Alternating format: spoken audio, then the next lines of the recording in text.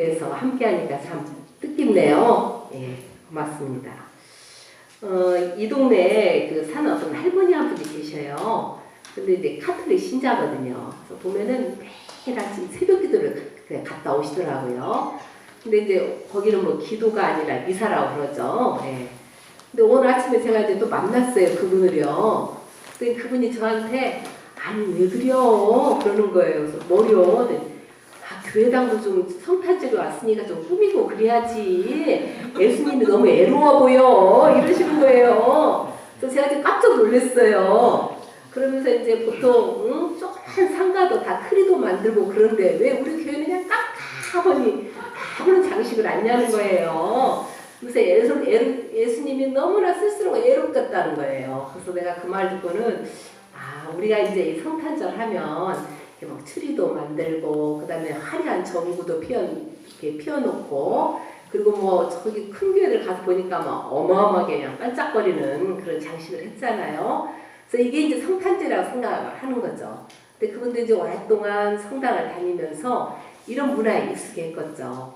근데 어떻게 그 동네에 살고 있는 이 교회는 성탄절이 와도 그런 기미가 전혀 안 보니까 그게 너무나 이상하게 보였던 것이죠. 그러면서 그 할머니 하는 이야기가 예수님이 애롭겠다 이런 표현이 참 마음에 와닿더라고요. 그렇다고 한다면 우리가 성탄절을 맞이하면서 어떻게 하면 예수님이 애롭지 않을까? 예수님이 태어났을 때 뭐 동방박사니 목자들 이런 분들이 찾아왔는데 정말 그 아기 예수 탄생일을 맞이해서 예수님을 애롭게 하지 않는 것이 무엇일까? 이런 생각이 제가 들더라고요. 그러면서 그 이현주 목사님이 쓴 동화 하나가 있어요. 이 성탄절에 관한 동화인데 그 동화가 떠올랐어요. 그 내용이 어떻게 되냐면 이제 그 크리스마스 되기 전날이에요. 그래서 사람들은 이제 크리스마스 기분에 들떠가지고 많은 인파들이 몰려들고 있는 그 백화점 앞입니다. 이게 이제 크리스마스 하면 이제 선물 사느라고 사람들이 오겠죠. 근데 그 앞에 어떤 허름하게 생긴 아저씨 한 분이 여기 진주가 있어요. 아주 질이 좋은 진주입니다. 이 진주 사가세요. 하고 이야기를 하는 거예요. 근데 이렇게 보니까는 진주가 아닌 거야. 그야말로 잿빛 돌멩이에요. 그걸 진주라고 하는 거예요. 그래서 사람들이 아니야 아저씨 무슨 이게 진주냐고 돌멩이요 돌멩이. 아유 무슨 말입니까? 이게 진짜 진주입니다. 이거 우리 집에서 갑으로 내려오는 것인데 이 성탄절이 되어도 우리 애들한테 선물은커녕 지금 밥도 제대로 못 먹고 있는 판이라서 어쩔 수 없이 쌀이라도 살라고 제가 이거 갖고 나온 거다고 이거 진짜 진주다고 그러는 거예요. 그런데 사람들이 그걸 보고는 저 아저씨 미쳤다. 아니면 너무나 배가 고파서 저 양반 정신이 약간 돌았는갑다. 그리고 어떤 사람은 아이고 이것이 사기꾼 같으니라고. 아니 이 돌멩이를 진주로 판단해서 있을 수 없는 일이 아니냐고 막 대들기도 그러는 거예요. 그런데도 불구하고 아무도 그걸 사주려고 생각하지 않는 거예요. 근데 이제 어떤 어린이 3명이 이제 이 아이들도 크리스마스 선물을 사러 이제 가다가 이 아저씨를 보게 된 거예요. 그러면서 아저씨 뭐 하세요? 그러니까 내가 지금 진주를 판매하고 있다. 근데 보니까 진주가 아니거든. 근데 이 아이들은 이거 돌멩인데요? 그런 이야기를 하는 거예요. 그래서 이 아저씨가 내가 몸이 아파가지고 직장이 없는 바람에 지금 우리 집에 쌀이 떨어지는데도 나도 너희 같은 딸 셋이 있는데 제대로 지금 먹이지 못하고 있다. 그래서 이걸 팔아서 어떻게든지 좀 애들 먹이려고 내가 나왔다. 이런 이야기를 하는 거예요. 그러니까 이제 아이들이 제 3명이 와가지고 아니 저거 돌멩이 아니야? 그런 게 아이고 돌멩이라면 큰일 나서 아저씨는 진주로 알고 있단 말이야. 근데 저 돌멩이를 어떻게 해? 이게 또 하나 얘가 우리 사주자. 저 아저씨 저거 하루 종일 서 있어도 누가 사줄 사람 없을 거야. 그러면 그 딸들이 다 배고프다고 하지 않아? 우리가 사줘. 해가지고 이제 이 아이들이 가서 얼마냐 물어보니까 이제 아저씨가 너희들 갖고 있는 만큼 주면 된다. 그러니까 애들이 이제 다 손에 있는 거 동전이니 종이돈 다 털어가지고 이제 이 아저씨를 준 거예요. 그러니까 이제 이 아저씨가 고맙다. 너희 덕분에 우리 정말 딸들 밥을 먹을 수 있게 생겼다 하면서 그 아저씨가 고마워하면서요 쪽지를 하나 주는 거예요. 내가 이제 가고 나면 이 쪽지 한번 열어봐라. 하고 이제 이 아저씨는 이제 사라지는 거예요.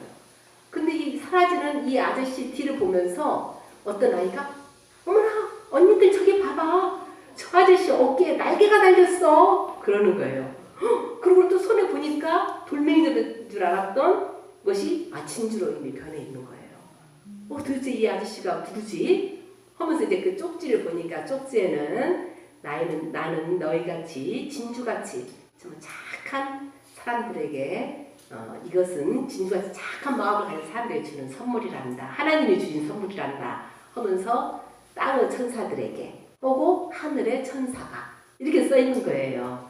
이게 이제 동화거든요. 근데 이제 이런 그 동화를 들으면서 참 이 성탄절에 예수님을 이롭게 하지 않는 성탄절은 뭘까? 바로 이걸 것 같아요. 사람들은 성탄절을 드린다고 그렇게 많은 선물을 사기 위해서 복잡거리고 있지만 이 사람 누가 관심 갖고 있지 않거든요. 뭐 이것이 돌멩이냐 진주냐 이것만 따지고 있지. 분명히 이 아저씨가 이걸 팔아야만이 우리 아이들 먹을 걸 사다 준다고 말을 해도 불구하고 그것에 관심을 갖고 있지 않은 사람들이 거의 없었거든요. 바로 이것은 예수님을 예롭게 하는 성탄절이라는 거죠. 근데 그 아이들 셋이 그야말로 동방박사처럼 그 다음에 목자들처럼 정말 이 아이들 셋이 그 아저씨의 그 돌멩이를 사줌으로 말미암아 정말 이 아저씨에게 그 딸들을 먹게 해주는 그런 놀라운 일을 하지 않았습니까? 이게 바로 예수님을 예롭게 하지 않는 성탄절이다. 이것을 아마 이현주 목사님은 말씀을 하고자 한 것이 아닌가 이런 생각이 들어요. 우리가 성탄절 하면은 가장 중요한 게 뭐냐? 예수님이 왜 이 세상에 오시는 거죠? 예수님이 이 세상에 오신 그 목적을 제대로 살리는 것이 성탄절의 의미를 살리는 것이고 그게 바로 우리 아기 예수님을 우리가 찾아가는 것이고 그게 바로 우리 예수님을 예롭게 하지 않는 것이 아닌가 이런 생각이 들어요. 그래서 이 동화라는 것이 참 무슨 뭐 날개 달린 천사가 나오고 뭐 이게 좀 허구잖아요. 그런데 이 동화를 통해서 우리에게 많은 의미를 던져주고 있는 거거든요. 근데 제가 이제 동화를 들려준 이유가 또 한 가지 있어요. 그건 뭐냐면 우리 성경에 나오는 아기 탄생설화 그것도 역사적인 사실이 아닐 가능성이 거의 80, 90% 이상입니다. 내가 여러분에게도 누누이 이야기를 했지만 이 예수님 탄생설화는 마태와 누가복음에 나오지 마르코복음하고 요한복음에는 나오질 않아요. 사복음서 중에서 가장 먼저 쓰여진 복음서가 마르코복음이거든요. 근데 거기는 탄생 이야기가 나와 있질 않습니다. 그래서 학자들은 말하기를 이 예수님의 탄생 이야기는 나중에 만들어져 가지고 덧붙여진 것이 아닌가 이렇게 보고 있거든요. 그래서 이 마태복음과 또 그 누가복음에 나오는 탄생설의 자체도 똑같질 않아요. 다만 이 두 가지 탄생설화가 공통점이 있다고 한다면 딱 한 가지예요. 그건 뭐냐면 예수님이 베들레헴에서 태어났다는 거 이게 한 가지거든요. 그러면 어떻게 해서 이 탄생설화가 만들어졌을까? 그 이유는 예수님이 바로 우리 유대인들이 대망하던 메시아다. 이걸 입증하기 위해서 만들어진 게 탄생설화라는 거예요. 그래서 이제 오늘 여러분 봉독해드린 누가복음을 보면은 이 그 요셉하고 그 다음에 마리아가 지금 베들레헴으로 가는 장면이 나옵니다. 이게 지금 원래는 나자렛에 살았어요. 나자렛에 살았는데 갑자기 호구조사를 하게 되면서 자기의 고향으로 가서 호구조사를 하라 해가지고 요셉이 만삭이 다 된 마리아를 데리고 베들레헴으로 가는 걸로 나와 있어요. 그러면서 뭐라고 나와 있냐면 요셉은 다윗의 자손이라는 거죠. 그러니까는 다윗은 어디서 났습니까? 바로 베들레헴에서 났거든요. 그래서 베들레헴으로 가가지고 호구조사를 하는 거예요. 이게 구약의 예언에는 누누이 이게 나오잖아요. 메시아는 어디서 나오느냐? 베들레헴에서 나올 거다. 그리고 다윗의 자손에서 메시아가 나올 것이다. 이것이 구약의 예언 내용이에요. 그러니까 이 구약의 예언 내용을 우리가 이루기 위해서 그래서 지금 베들레헴을 설정을 했고 나자렛에 살고 있는 사람들을 베들레헴으로 가게 하는 거예요. 호구조사라는 걸 통해서요. 지금 들어가 있거든요. 왜냐하면 키리노라는 총독이 호구조사를 했을 때는 언제 했냐면 예수님이 태어난 지 10년이 넘은 후에 있었던 일이에요. 역사적으로 따져보면요. 그리고 이 키리노 총독이 호구조사를 했던 대상은요. 갈릴레아 나자렛에 살고 있는 요셉은 대상이 아니에요. 그 당시 총독이 직접 다 다스리는 로마 총독이 직접 다스리는 총독 간부에 해당됐던 지역은요. 유다하고 사마리아하고 이름의 지역이에요. 갈릴레아는 헤로데 안티파스라는 분봉왕이 다스렸던 지역이기 때문에 여기는 호구 조사의 대상이 아니에요. 그렇기 때문에 이 지금 요셉이 베들레헴으로 갔다는 것은 고향이 근사람으로 가라는데 그 사실 맞는 이야기가 아니고, 또 로마의 문헌들을 보더라도 호구 조사를 할 때 거주지를 중심으로 하지 출생지를 중심으로 하지 않는다는 거예요. 만약 출생지를 중심으로 했을 경우에 모든 정말 로마에 속한 사람들이 다 출생지를 찾아서 간다 해봅시다. 이것은 엄청난 혼란입니다. 그 다음에 호구조사라는 게 하루 이틀에 할 수 있는 게 아니에요. 어떤 자료를 보니까 호구조사를 할 때 40년이 걸렸대요. 그렇기 때문에 이건 단시간에 할 수 있는 것이 아니거든요.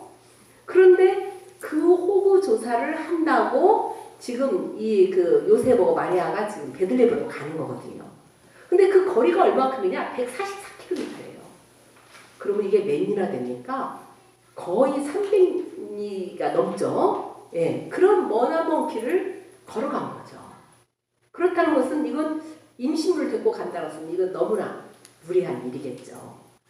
그래서 이 호구조사라든가 여러 가지 역사적인 사실에 비추어 볼 때 그 요셉이 그 베들레헴으로 갔다는 것은 별로 이게 현실성이 없는 이야기다.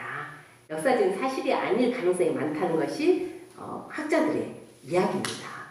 그러면 이 탄생설화가 거짓말이니까 이것은 아무 의미가 없는 이야기냐? 전혀 아니죠. 이 탄생설화를 쓴 사람의 의도가, 그 신앙적인 어떤 그 고백이 거기에 담겨져 있다는, 그걸 봐야 한다는 거예요. 이게 제가 그 창조설화라든가 뭐 타락설화 이런 이야기를 하면서 이건 이야기지만, 그러나 이것을 과학적으로 보려고 한다면 이것은 우리에게 아무것도 주지 않을 것이다. 도리어 성경이 거짓말서적이고 엉터리다는 이야기밖에 안 될 것이다.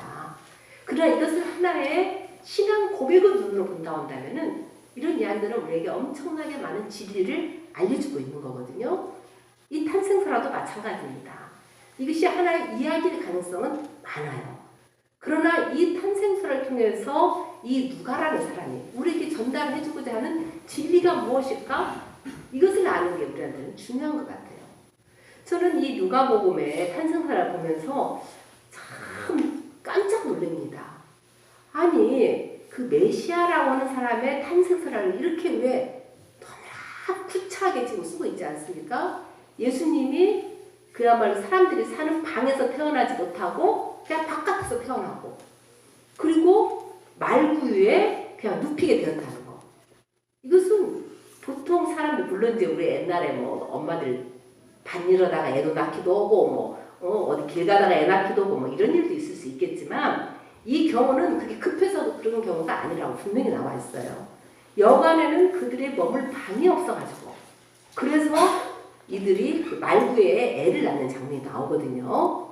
근데 이것은 정말 너무나 극단적인 가난의 형태를 지금 표현하고 있어요. 우리가 지금까지 왜 여간에 머물 방이 없을까? 우리는 딱 이렇게 생각해요.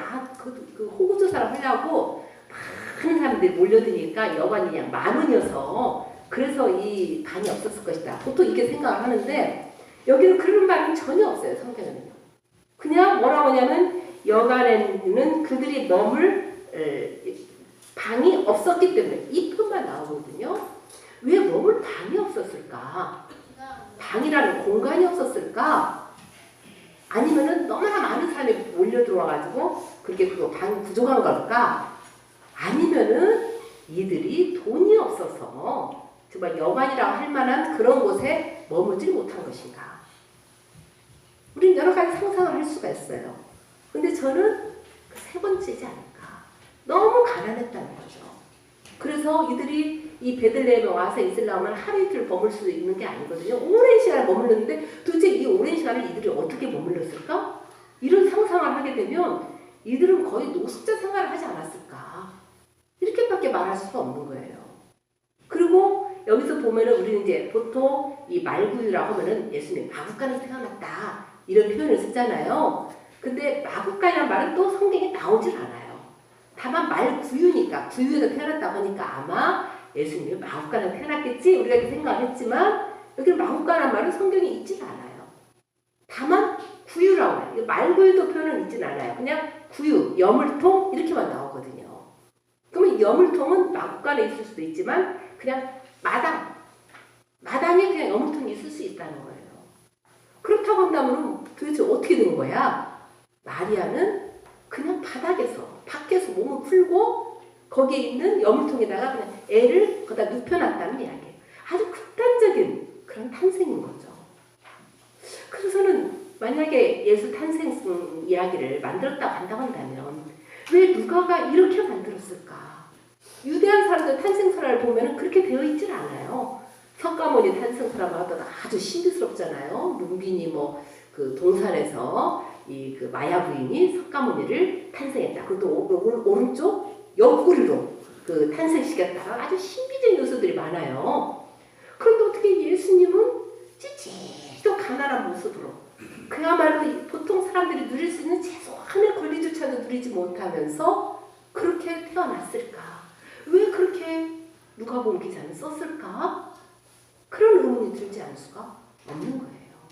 여기에 대해서 우리 조원조 목사님이란 분이 그 글을 하나 쓴 것이 있어요. 그분은 뭐라고 이야기하냐면 이 말구유야말로 엄청난 의미를 가지고 있다. 이렇게 표현을 해요. 왜 그러냐면 지금 여기 아우구스투스 황제, 로마 황제죠. 이 아우구스투스 황제가 명령을 내려가지고 호구조사를 지금 하는 거거든요. 그랬을 때 이 호구조사의 목적은 뭐냐면 다 세금을 부과하기 위해서 그러는 거예요. 그런데 세금을 부과하기 위해서 호구조사를 지금 받으러 가잖아요. 이 사람들은. 근데 실제로 이 사람들은 세금은커녕 자기들이 머물 집조차도 방조차도 얻을 돈이 없는 사람들이 호구조사 대상이 돼서 지금 호구조사 받는다고 그 부인을 끌고 144km를 고생하면서 갔다는 이야기예요. 그러니까 어떻게 보면 너무나 대조적인 그런 모습이잖아요.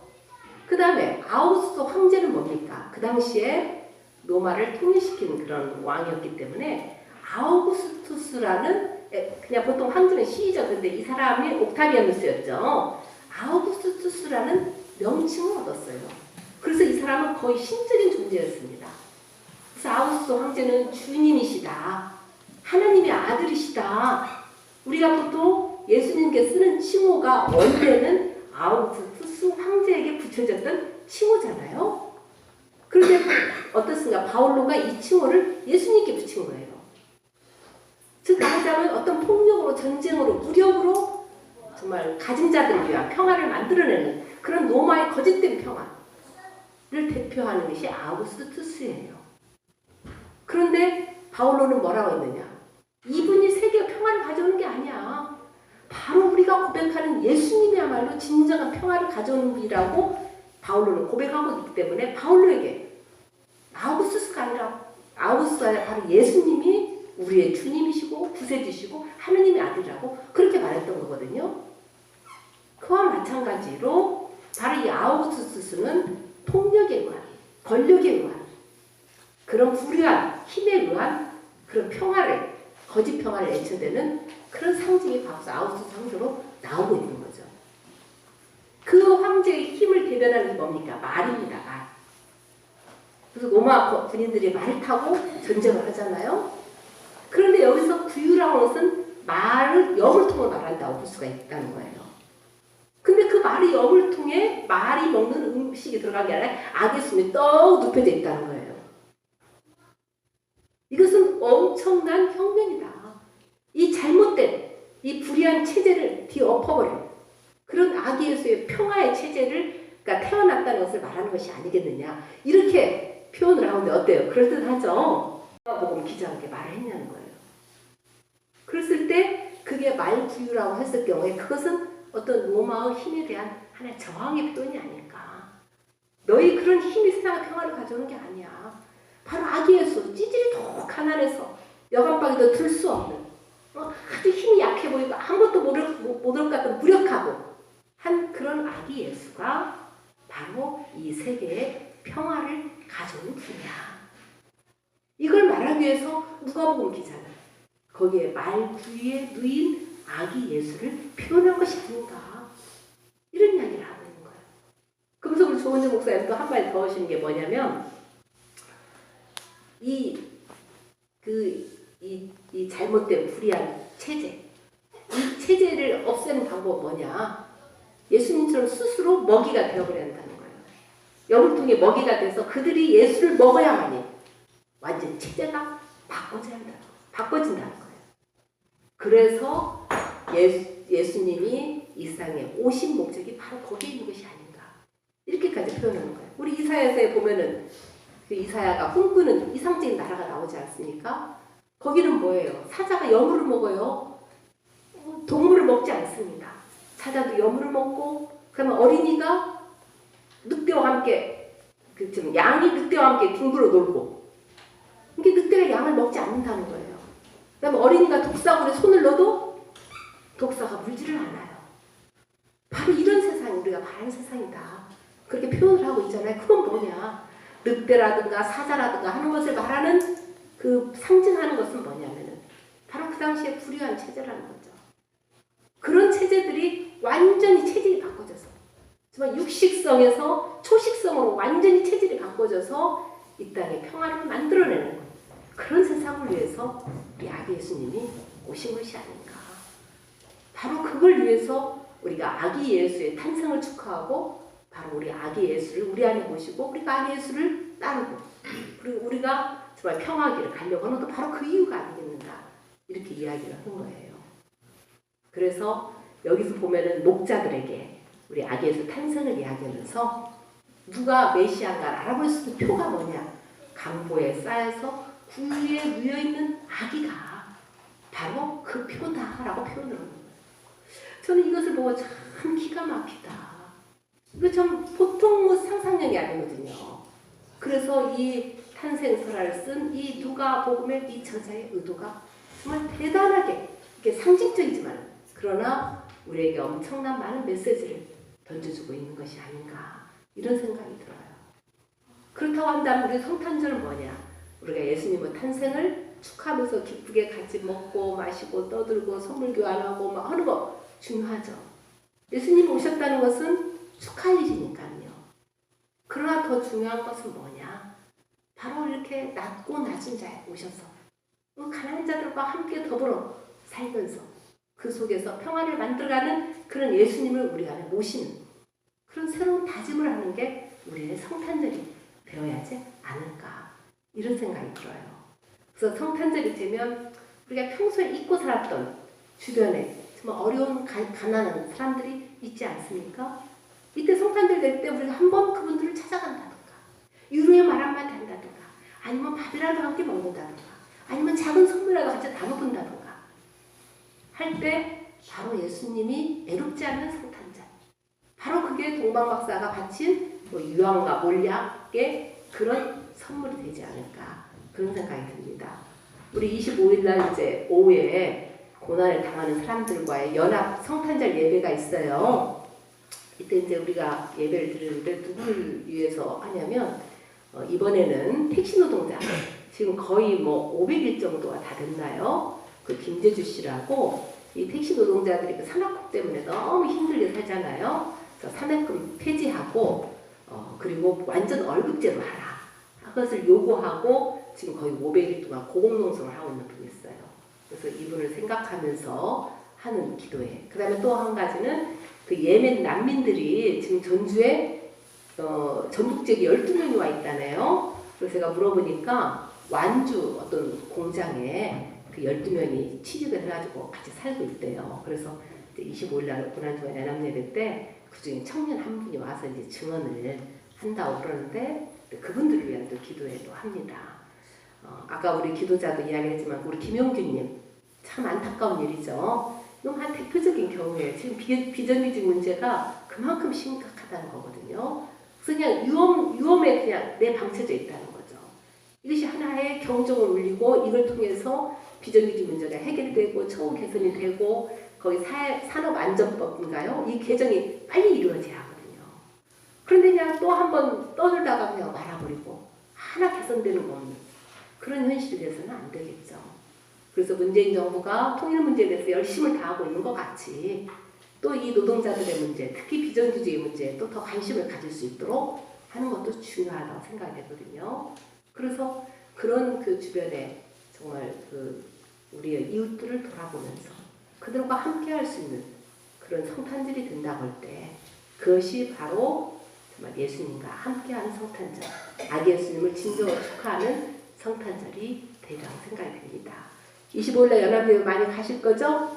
네, 그래서 우리가 정말 이 성탄절을 맞이해서 다시 한번 말구리에 누인 아기 예수님을 정말 깊이 묵상하시면서 그 아기 예수님을 진심으로 경배하고 정말 아기 예수님의 뒤를 따라서 우리도 이 어둠 속에 빛을 밝히고 그리고 평화의 길을 따라 나서겠다고 다짐하는 그런 아름다운 성탄절이 되시기를 예수 그리스도 이름으로 축원합니다.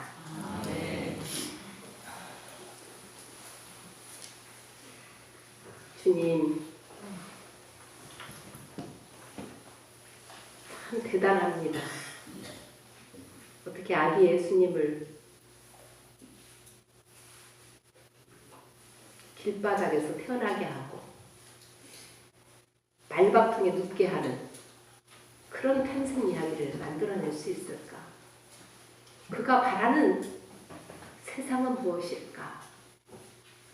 다시 한번 깊이 생각해 봅니다. 돈으로, 무력으로, 힘으로 자기만 잘 먹고 살겠다고 주변 사람 돌아보지 않고 주변 사람 목숨을 담보로 삼아가면서 주변 사람을 죽음으로 위험으로 몰아세우면서 살아가는 그런 사람들은 바늘에 쓰지 않게 저희들을 깨어있게 하여 주옵소서. 네. 말구에 누인 아기 예수를 회피하지 않고 외면하지 않고 경멸하지 않고 무시하지 않고 한달음으로 달려가 경배하고 예배하고 찬양할 수 있는 그런 저희들이 될 수 있도록 인도하여 주옵소서. 우리 주변에 많은 어려운 사람들이 있습니다. 경제적으로, 마음적으로, 여러 가지 모양으로 힘들어하는 사람들, 그 사람들을 떠올리면서 그들을 위해서 기도하고 그들에게 전화 한번 하고 그들을 방문하고 그들에게 우리의 시간을 함께 할 수 있는 그런 정성도 그런 사랑도 저희들에게 허락하여 주옵소서. 우리 고백 공동체 말구에 누우신 아기 예수를 잊지 말게 하시고 늘 아기 예수와 더불어 살아가는 그런 진실한 공동체, 평화의 공동체, 평등과 자유, 사랑, 정의를 추구하는 공동체가 되게 하여 주옵소서. 그리고 주님 내년에는 우리가 남북이 같이 만나서 성탄절 행사를 드릴 수 있다면 얼마나 좋겠습니까? 봉숙교회에서 그리고 그 성당에서 같이 찬양하고 같이 기뻐하면서 우리가 남북이 하나로 어우러질 수 있는 그런 날이 어서 빨리 올 수 있도록 주님 우리들 먼저 기도하고 행동할 수 있도록 인도하여 주옵소서. 이 일을 위해 수고하고